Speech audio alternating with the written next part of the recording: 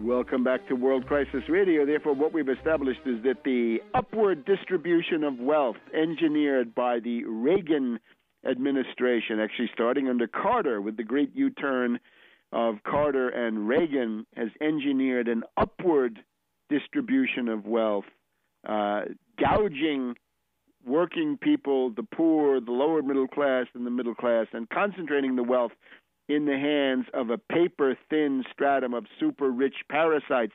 140-41. Those are your guidelines. The top 1% hold 40% of the assets, accumulated wealth. The bottom 40% have 1%, less, 0.3%. But you can even say 40-0 if you want. But a nice symmetry, 140-41. And just remember those little caveats. And now we're told we have to fight distributionism and give tax cuts for the rich.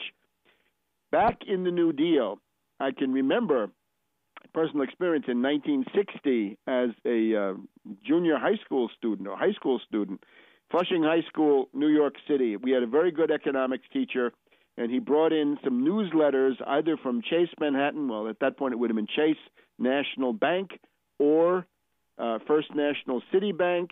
These were newsletters that they put out to their following.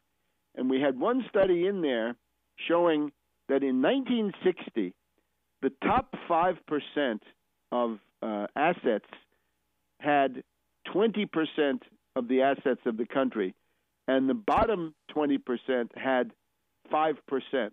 And I believe these were assets. So 5, 20, 25. I believe it's assets. It might have been income. That would make it rather different, but the idea would be the same. 5, 20, 25. And a journalist had written a little jingle about this because this was viewed as a social problem, as a distortion in society. And the jingle was, look at the distribution of the pie. 5, 20, 25, top 5% get 20% of the wealth. The bottom 20% get 5% of the wealth. 5, 20, 25, when the pie is in such a plight, better bolt the door at night. In other words, you're going to have social tensions, crime, the destruction of the tissue of the social fabric. And that's what you had. But now it's not 5, 20, 25. It's 140, 41 on the asset side. So this is Pottersville, and this is the kind of exceptionalism you don't want, where you're at the very bottom of the social mobility ladder, saved only by the bloody city of London from going off the edge into the most stratified, the most oligarchical society. Now, changing gears from this, let's look at the question of Assange and related issues. Now, Assange is getting, he's basking in even more publicity. He's on the front page of all kinds of magazines. He spent 7 or 8 days in jail, and you could see lining up for him were the radical chic left-wing or right-wing libertarians, pseudo-intellectuals of much of the world. Radical chic means you're for Assange. We saw Michael Moore even dipping into his money, which is not a common thing, to pay Assange's bail. Let's see whether Michael Moore gets his money back. We could see Bianca Jagger. We could see a whole collection of British left-wing radical chic types. The chicoria of the world, what we could say, the motto for WikiLeaks, chicoria of the world unite. You have nothing to gain but your transparency, or you have nothing to lose but your secrets.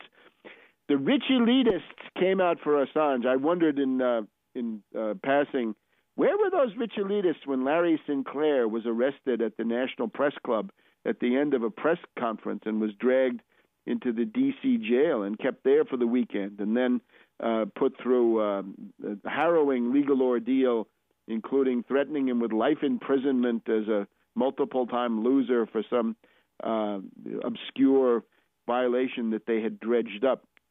But let that pass. The rich elitists, of course, are going to do what they're going to do. As Machiavelli says, the few, the oligarchs, always act like oligarchs, and this doesn't really change. But let's look, in addition to this general outpouring of support from these wealthy elitists, radical chic types, let's look specifically at where Assange is ending up. Now, his backer in this case is somebody called Vaughn Smith. Vaughn Smith, known as a right-wing libertarian. Vaughn Smith, of course, is a former British military officer. He was an officer of the Grenadier Guards, one of the more prestigious of the British historical hereditary regiments. And indeed, his father and I think his grandfather were also officers of the Grenadier Guards. And this guy is a bloody aristocrat. He is a latifundist. He owns an estate. It's called Ellingham Hall. And this is on the border between Norfolk and Suffolk. It's an organic farm these days. So he's a gentleman farmer. Don't confuse this Ellingham Hall with the one in Northumberland, which I did for a minute. No. This is the Norfolk-Suffolk East Anglian one. And Vaughn Smith had been in the British Army. He served in Ulster, Northern Ireland. That must have been quite ugly. Cyprus, not pretty there either. And in Germany. Can we wonder whether Vaughn Smith is from British military intelligence? There might be a suspicion in that regard. I would certainly have such a suspicion.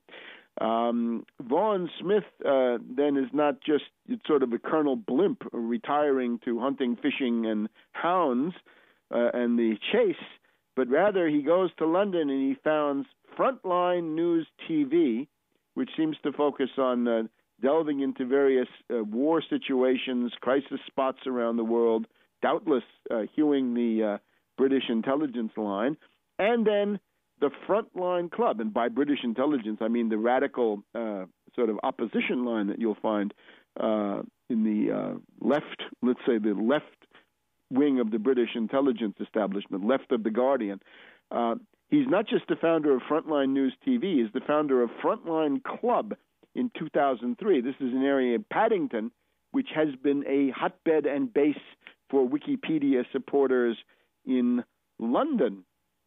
So now Assange will be operating out of the Georgian mansion, built in the style of Palladio, Ellingham Hall. This is, it's in Norfolk, but it's close enough to the border so that the nearest town is Bungay, Suffolk. So we can call Assange Friar Bungay. That's a literary reference. Look it up. Friar Bungay of Suffolk is going to be Assange.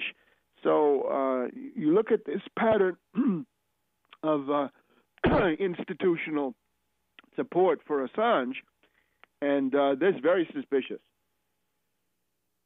Now, one of the victims of Assange, attempted victims, as I pointed out in that ANSA wire, you can read it on my website now, the ANSA, Italian National News Agency. I put out a wire at the beginning of last week that this was a striptease by the CIA. Striptease is a shorthand for self-exposure by the CIA. But now, of course, we have to give ample space to the MI6 aspect of the entire thing, and indeed GCHQ, that General Communications Headquarters in Cheltenham.